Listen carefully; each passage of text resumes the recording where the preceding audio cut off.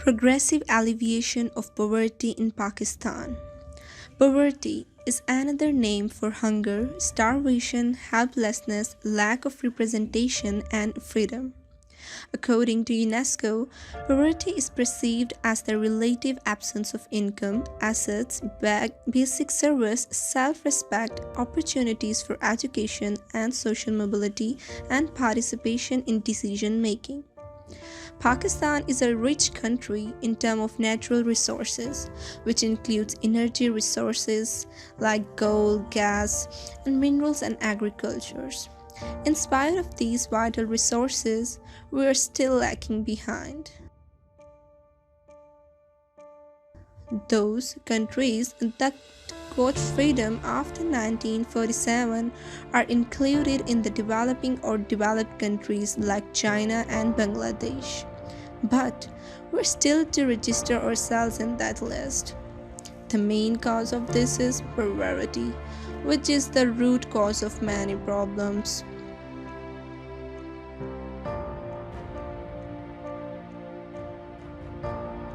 In Pakistan, poverty has always been higher in rural than urban areas.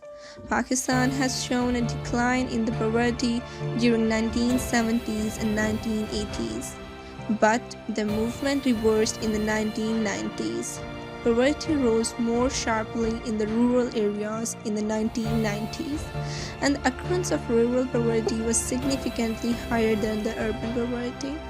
The main reasons for the increase in poverty during 1990s can be attributed to the relatively lower rate of economic growth, rising unemployment, ineffective management of natural resources, feudalism, uncontrolled inflation, stagnant real wages, declining flow of worker payments, and bad governance. However, poor governance has not only advanced weakness but is the prime cause of low business confidence, which in turn translates into lower investment levels and growth. Besides these national factors, there are some international factors which have added fuel to fire, like global financial crisis, increasing prices of oil, and world food prices. Poverty is like punishment for a crime you didn't commit. This is a quote by Ali Kamler. The effects of poverty are serious. The first and foremost effect of poverty in Pakistani society is the people will not send their child to schools. Today, in Pakistan, about 4 million children in age group of 5 to 14 years are working. This is poverty, which forces them to work in the very small ages and at very risky places, like underground mines, work with live electrical wires, cement industry, tobacco process, and manufacturing etc. Crime and violence is the another direct effect of poverty in Pakistan. The most common form of human trafficking is for prostitution, which is largely fueled by poverty. Street crime is also the crucial effect of poverty in Pakistan.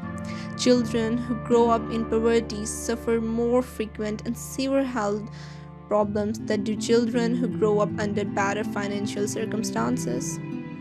Many infants born into poverty have a low birth weight, which is associated with many preventable mental and physical disabilities.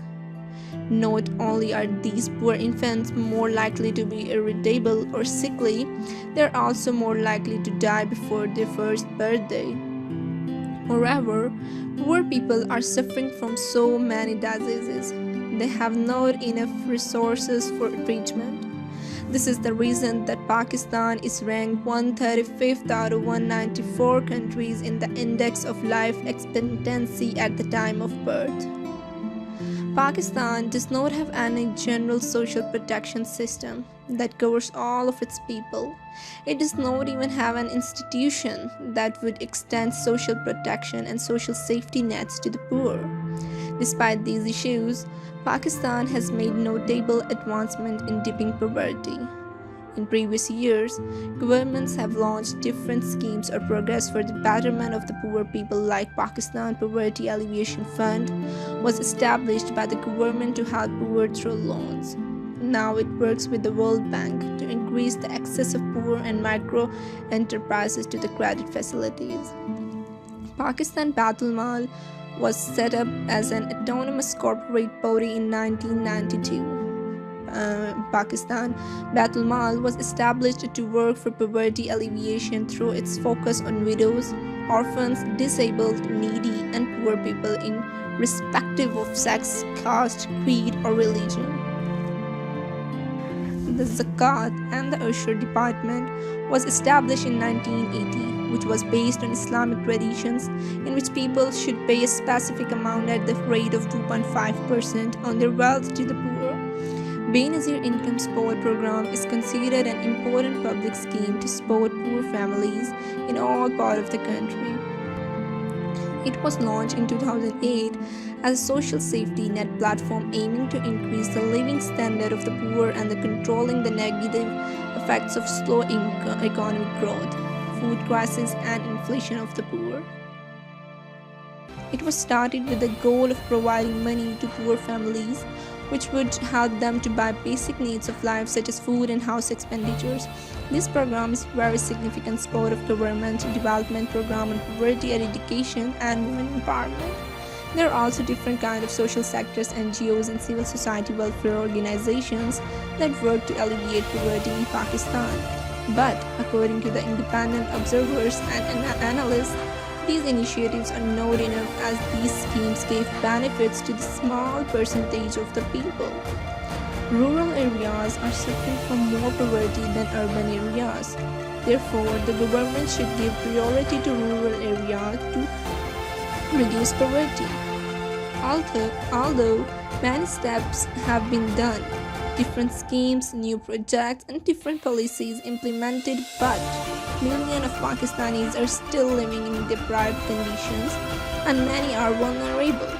The launch of the Ehsaas program by Prime Minister Imran Khan is an empathy move, but in practice it will not work unless the burden of the economic meltdown is shifted onto the rich and wealthy classes as well as big corporations. In my opinion, a possible solution can be based on economic justice and political changes. The government should provide more facilities to investors to increase investment and to reduce unemployment. However, bad days never stay long enough. Pakistan has the potential to emerge as a strong developing country in the coming decades.